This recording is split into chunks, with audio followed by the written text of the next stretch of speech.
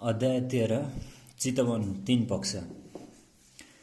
मेरा बाजेले वर्षैपिच्छे मन्दिरमा राँगो बलि चढाउँथे रे।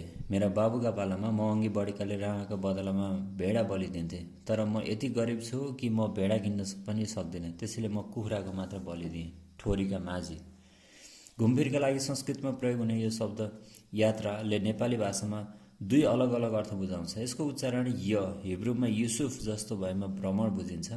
यो खास गरी तीर्थ जाने वा धार्मिक उद्देश्यले घुमफिर गर्ने कुरामा प्रयोग हुन्छ। तर यसलाई नेपालीमा जात्रा, ट्युटन भाषामा जोर्सेफ जस्तो प्रयोग भएमा यस शब्दले धार्मिक चाडपर्व वा सार्वजनिक झाँकी आदिलाई बुझाउँछ। तर जब मानिसहरू देवदेवताको जुलुस हेर्न निश्चित मार्गमा धार्मिक चाडपर्वको लागि भेला हुन्छन् वा जब मानिस महत्त्वपूर्ण नदीका दोभानमा माघे सङ्क्रान्तिमा जम्मा हुन्छन्, यी दुईको अर्थको मिलन हुन्छ। त्यसबेला यात्रा पनि हुन्छ अनि जात्रा पनि। कालीगण्डकी र त्रिशुली नदीका दोभान देवघाटमा प्रसिद्ध माघे सङ्क्रान्ति मेला लाग्छ। यो माघे सङ्क्रान्ति जात्रा मध्य जनवरी अर्थात् माघ 1 गते सूर्य मकर रेखाबाट उत्तरमा कर्कट रेखामा सर्ने भएकाले मनाइन्छ। धेरै मानिसहरू सप्तगण्डकीको पवित्र जलमा नुहाउन देवघाट जान्छन्। सन् 1967 जनवरी 14 दिन देवघाटको माघे सङ्क्रान्ति जात्रामा औषधि वितरण गर्न म नेपाल रेड क्रस सोसाइटीको एम्बुलेन्समा काठमाडौँबाट प्रस्थान गरेँ। केही स्वास्थ्य स्वयंसेवकहरू र म गाडीमा त्रिभुवन राजपथ पुग्दा सुक्खा चिसो बिहान थियो। 1 दशक पुरानो राजमार्गबाट माथिल्लो महेश खोलाका तामाङ र छेत्री बस्तीका अर्थतन्त्रमा केही परिवर्तन आएको देखिन्नथ्यो। किसानहरू ठाडो भिरालो पाखामा पातलो माटो खोस्रेर मकै, कोदा जस्ता परम्परागत बाली लगाउँथे। अलिक तल भएका उखु खेती वा आँपका बगैँचा पनि राजमार्गको कारणबाट वा धुनी बेसीको सरकारी फार्मले गर्दा त्यहाँ सुरु भएका होइनन्। यता काठमाडौँको बजारको माग पुरा गर्न पहिलेदेखि नै त्यहाँ थिए। थानकोटदेखि नौबिसीसम्मको छोटो दूरीमा साँगुरा खेतबारी र ससाना घरहरू भएका अत्यन्त भिराला पाखामा बाटो 52 पल्ट घुमेको थियो।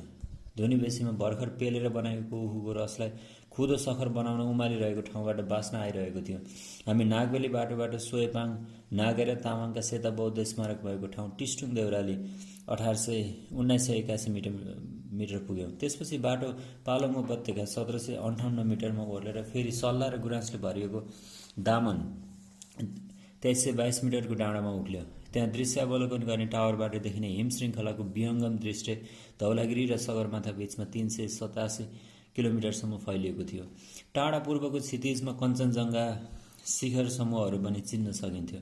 भर्खरै परेको हिउँमाथिबाट सिम भन्ज्याङ 2487 मिटर अग्लो भन्ज्याङका टुप्पामा पुगी हामी फलाँटका रुखहरू बीचबाट दक्षिणतर्फ ओह्रालो लाग्यौँ। लामो डाँडादेखि राप्ती खोलाको किनारमा रहेको भैँसे दोभान 701 मिटरसम्मको लामो दूरीमा बीचको बाटो ओह्रालो लाग्दथ्यो। द्रुत गतिले बढिरहेको सानो बजार हेटौँडा 466 मिटर पुगेर हामी पश्चिमतर्फ लाग्यौँ। सर्वप्रथम हामीले राप्ती नदी अग्लो बाटोबाट पार गरी 84 किलोमिटर लामो राप्ती सडकबाट पश्चिम लाग्यौँ। देवघाट जाने बस र ट्रकका ताँतीले उडाएका धुलोका बादलले हामीलाई ढाक्यो। बाटो सिमल र खयरका अग्ला रुख, रसुवाको बाक्लो जङ्गल ठाउँ ठाउँमा फाँडेर तोरी छरेको ठाउँ हुँदै लम्किरहेको थियो। राप्ती नदीमा उत्तरतिरबाट लोथर खोला मिसिएको ठाउँ देवीचौर 243 मिटरको पश्चिमतिर चितवन उपत्यका विस्तृत खेतबारी समेत समेटेर फराकिलो भएको थियो। हामीले टिकौली 205 मिटरमा साँगुरो जङ्गलको खण्ड पार गरी भरतपुर 205 मिटरको नयाँ सहरलाई देब्रेतिर छाडेर फेरि एकपल्ट खसुवाको बाक्लो जङ्गलमा पस्नु पर्यो अनि साँझ अलि ढिलो मात्र हामी देवघाट पुग्यौँ। देवघाट 162 मिटरमा जात्राका लागि सबैतिरका बाटा आएर मिल्दथे। बस, ट्रक, ट्र्याक्टर, डुङ्गाबाट र पैदलबाट आएका अपार जनसमूहको त्यहाँ ओहिरो लागेको थियो। खसुवाको बाक्लो जङ्गल मानिसहरूको सल्याङ मल्याङ र मोटरको चर्को आवाजले जीवन्त भएको थियो। नदीतिर जाने बाटोमा रुखपातले बनेका कटेराहरू लाइन थिए। अनेकौं कटेराहरू त्रिशुली गण्डकीका फराकिला किनारमा नदीका दुवैतिर थिए। राति बगरमा बालेको दाउराको आगो र लालटिनको उज्यालो नदीभित्र प्रतिबिम्बित भई अझ बढी उज्यालो देखिन्थ्यो। देवघाटमा एकत्र भएका मानिसहरू असङ्ख्य किसिम, थर र जातिका थिए। लगौँटी लगाएका मानिस र कुमाल जातिका थिए। माझी र कुमाल जातिका थिए। साधारण सुतीको कपडामा थारू र दराई थिए अनि चेपाङ, तामाङ, गुरुङ, मगर, नेवार, छेत्री र बाहुन पहाडी मानिसका वेशभूषामा थिए। आइमाईहरू बढी रङ्गीन पोसाकमा थिए। तामाङ र नेवारका नीला रङ थिए भने मगर तथा गुरुङका धमिलो, खैरो रातो अनि हिन्दू बाहुन छेत्रीका रातो रङका लुगा थिए। चुल्ठो राखेका स्थानीय थारू र माझे आइमाईहरूले कौरीको माला र रङ्गीन प्वाख लगाएका थिए। उनीहरूका हातखुट्टामा खोपेर बनाएका बुट्टाहरू प्रशस्त मात्रामा थिए। मानिसहरू आगोका वरिपरि टाँसिएर बसेका थिए र खाना पकाउने, पिउने, गफ गर्ने र गीत गाउने काममा मस्त थिए। एक समूह एक ठाउँमा भजन गर्दै हल्लिरहेको थियो। उता अर्को दल लोकगीत गाउन व्यस्त थियो। अझ पर जुवारी गीत मच्चिरहेको थियो। आफ्नो तालमा बजेको ढ्याङ्ग्रोको आवाज प्रतिध्वनित भइरहेको थियो। आवाज र प्रकाशको संयोजनले वातावरणमा भव्य उत्सवको रङ थपेको थियो। भोलिपल्ट बिहान पवित्र नदीमा स्नान गर्न भन्ने मानिसहरू चाँडै उठे। कोही नुहाएर त्रिशुली गण्डकीका दक्षिण किनारमा पितृका लागि श्राद्ध गर्न थाले भने अरू उत्साहीहरू भने काठले खोपेर बनाएको डुङ्गा र नाउँमा तछाड मछाड गर्दै कालीगण्डकी र त्रिशुलीको दोभानमा स्नान गर्न पुगे। लगौटी लगाएका मानिस र सुतीको धोती लगाएका आइमाईहरूले चिसो पानीमा छिट्टो छिट्टो डुबुल्की लगाएर सूर्य देवताको प्रार्थना गरे। बालुवाको बगरमा धार्मिक प्रवचनका लागि एउटा रङ्गीन मण्डप बनाइएको थियो। माइकबाट लयबद्ध रूपमा संस्कृतका श्लोकहरू आइरहेका थिए। यस गाउँले हुल्ला आध्यात्मिक प्रवचनले कुनै प्रभाव पारेको थियो कि थिएन भन्न गाह्रो छ। स्पष्ट रूपमा देखिने कुरा चाहिँ के थियो भने परम्परागत रूपमा बरिघाट, कालीगण्डकी, सेती गण्डकी, मादी, मर्स्याङ्दी, बुढी गण्डकी र त्रिशुली गण्डकी गरी 7 गण्डकीको यस मिलनस्थल देवघाट विविध जातिका संस्कृतिहरूको पारस्परिक मिलन भएको थियो। 1 वर्ग किलोमिटरभन्दा बढी क्षेत्रमा फैलिएको देवघाट मेलामा करिब 5000 यात्रुहरूको अनुशासित भिड थियो। त्यहाँ उपचार गर्नु परेका चोटपटक मध्येका फुटेका सिसाले लागेका केही चोट र रक्सी खाएर झगडा पर्दा एकजनाको नाक रगताम्य भएको थियो। भिखारीहरू बिल्कुलै थिएनन्। चामल र पैसाका लागि केही कपडा बाटा छेउमा फिजाएर राखिएको थियो, तर छेउमा कोही थिएन। तर त्यही मेलामा म 1 वर्षपछि जाँदा कोडीहरूको भिड लागेको थियो अनि लुला लङ्गडाहरू यात्रुलाई सताइरहेका थिए।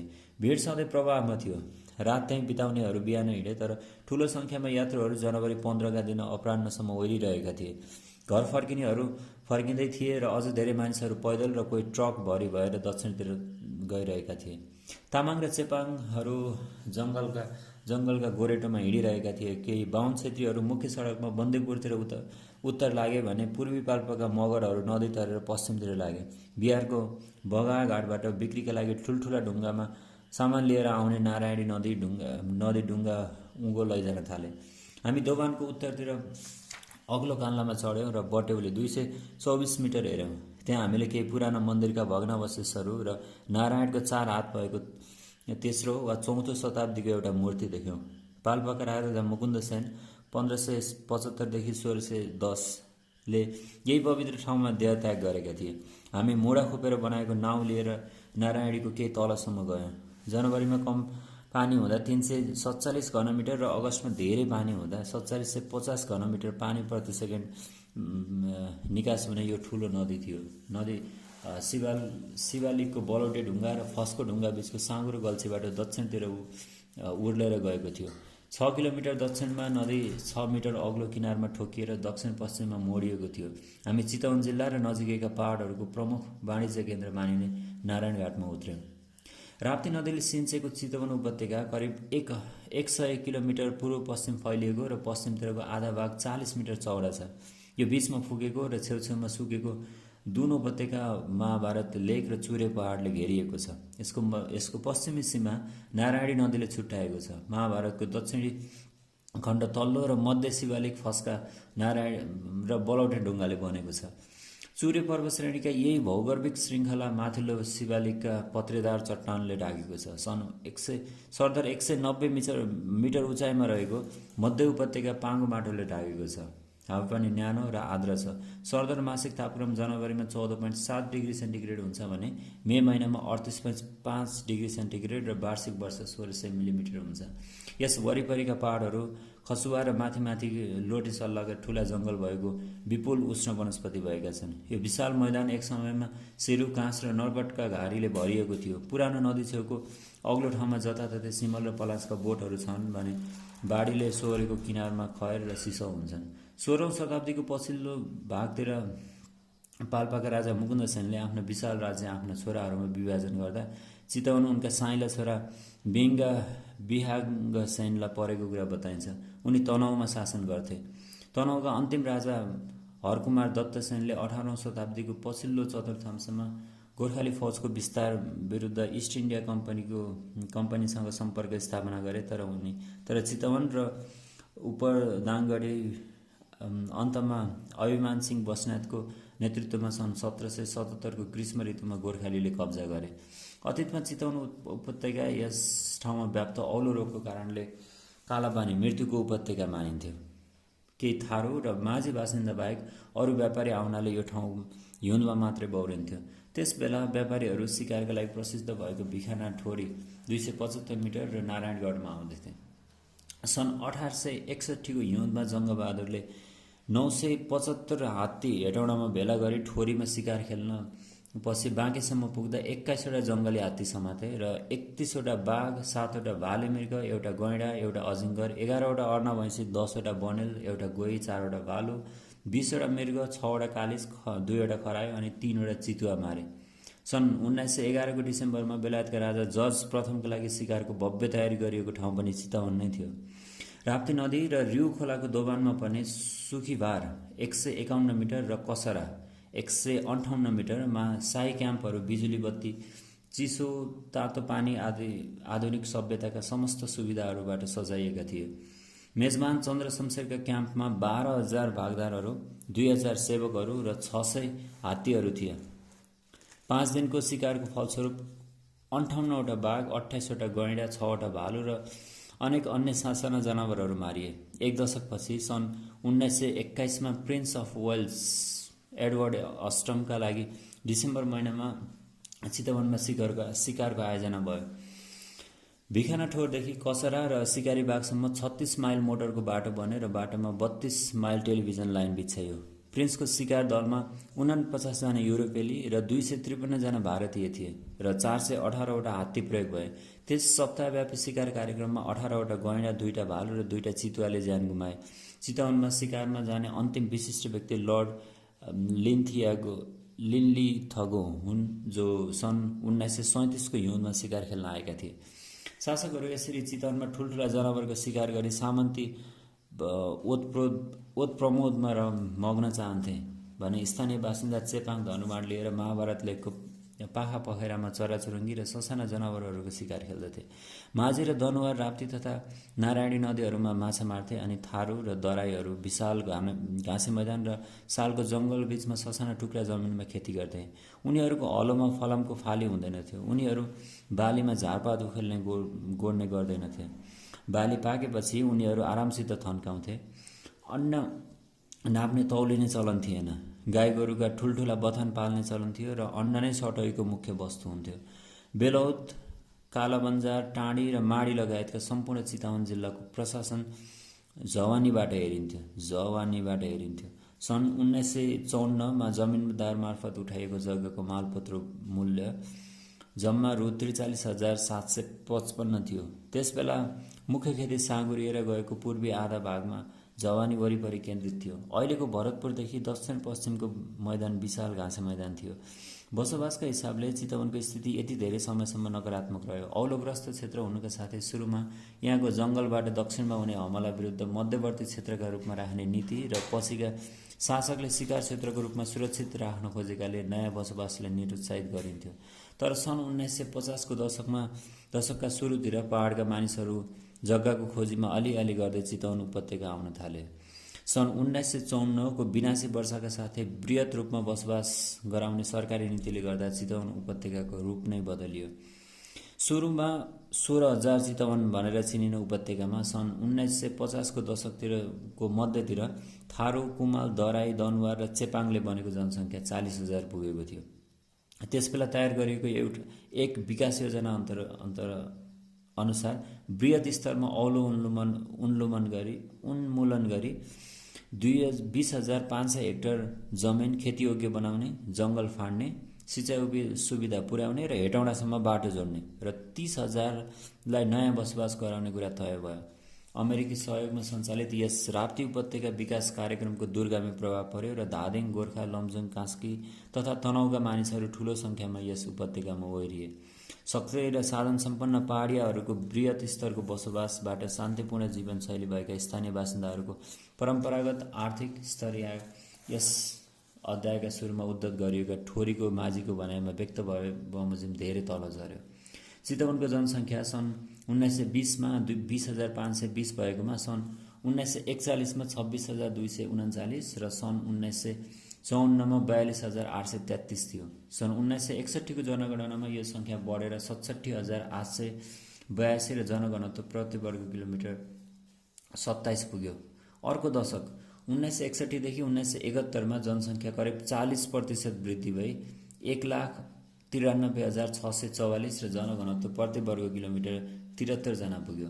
चितवनको अन्न उत्पादन सन् 1971मा 73,800 मेट्रिक टन थियो। अझै पनि यस जिल्लाको धान, तोरी र काठ निकासीमा महत्त्वपूर्ण स्थान छ। यस जिल्लामा 3 कृषि र बागवानी केन्द्र छन्, 2वटा शिक्षाका क्याम्पस छन्, केही उद्योग भएको अत्यन्त द्रुत गतिले बढ्दै गइरहेको नारायणघाट सहर छ। चितवन 3 दशकभन्दा कम समयमा एक्लास जङ्गलबाट देशको सबैभन्दा गतिशील जिल्लाहरूमध्ये एक जिल्ला हुन पुगेको छ। तीर्थयात्राका लागि होस् वा धर्मनिरपेक्ष भ्रमण होस्, यात्रा गर्दा भौगोलिक आयाम मात्र संलग्न हुँदैन। यदि धार्मिक जनले तीर्थयात्राबाट आध्यात्मिक सन्तुष्टि पाउँछन् भने आधुनिक पर्यटकलाई यात्राबाट मानसिक सन्तोष र पूर्ण आराम मिल्दछ। यो कुरा अझ बढी ती यात्रुहरूका लागि लागू हुन्छ जो दक्षिणी चितवनमा वन्य प्रकृतिको दृश्य र सुवासका लागि जान्छन्। यो उनीहरूका लागि एउटा अतीतको यात्रा हुन्छ जहाँ मानिस प्रकृतिमाथि आधिपत्य जमाउनुको सट्टा प्रकृतिको हरियाली अन्य वन्यजन्तुसँग मिलेर उपयोग गर्दछन्। चितवनका वन्यजन्तुका लागि राष्ट्रिय निकुञ्जको धारणा पैदा गर्ने श्रेय प्रकृतिविद EPGलाई जान्छ। उनले सन् 1958मा त्यस ठाउँको छोटो भ्रमण गरेका थिए। सायद चितवन राष्ट्रिय निकुञ्ज राप्ती नदीको दक्षिणपट्टि सोमेश्वरको उत्तर फर्केका भिराला पाखा र चुरे श्रृङ्खलामा 543 वर्ग किलोमिटर क्षेत्रमा फैलिएको छ। निकुञ्ज नदी छेउछाउमा हुने वनस्पति घना उष्ण जङ्गल र विस्तृत घाँसे चौरले ढाकेको थियो। यहाँको जमिन जङ्गलले ढाकेको होचो पहाडदेखि लिएर राप्ती र रिउ खोलाको सिम आदि अनेक थरीका छन्। अनेकौं बालुवाको छेकबार र नारायणीमा भएको टापुले बाघ र एकसिङ्गे गैंडाका लागि बस्न उपयुक्त छ। यहाँ 36 जातिका स्तनपायी जनावर र 250 भन्दा बढी जातका चराहरू पाइन्छन्। सन् 1977को हिउँदमा म आफ्ना परिवारसहित ल्यान्ड रोभरमा नारायणी नदीको दक्षिणी किनारै अघि बढेँ। धुलो बाटो अग्लो सुक्खा भूमि कप्च्यामा उक्लेपछि मङ्गलपुर, रामपुर र चनौली नागेर सिधा दक्षिण पश्चिममा लाग्यौँ। हामी थारू गाउँ मेगौली नपुगेसम्म बाटाका छेउछाउमा भएका गाउँहरूमा ज्यादा जसो पहाडी मानिसका बस्तीहरू थिए। मेगौली हवाई मैदान वरिपरि ठूलो सङ्ख्यामा गाईगोरु चरिरहेका थिए। गिद्धहरू यो दृश्यलाई अग्ला सिमलका रुखहरूबाट हेरिरहेका थिए। सो आजलाई यति, बाँकी पार्ट 2 मा।